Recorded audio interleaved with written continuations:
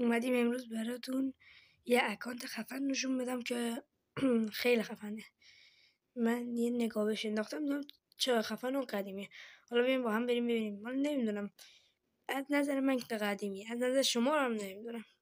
اول 8 تا 9 میزنید. 1 2 3 4 5 6 7 8 بعد آخرش 42 میزنید. حالا میاین اینو میزنین.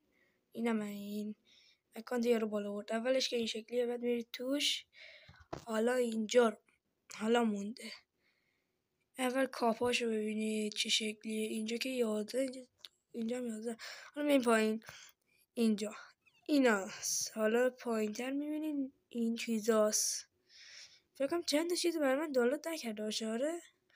آره خیلی هاش برام دانلود نکرده. من به قبل از ویدیو نمیدونم برام اوورد، دیدم همش این چیز خفن هست. خب حالا اینا رو نگاه. واه چقدر خفنه. فقط اینا رو هم داره.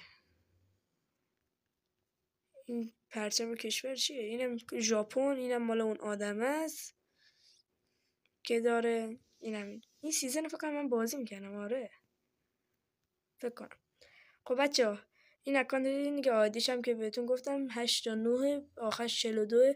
اگه خواستید بزنید ببینید، لایک کنید تا اکانت های دیگه هم براتون بیارم. خدا حافظ.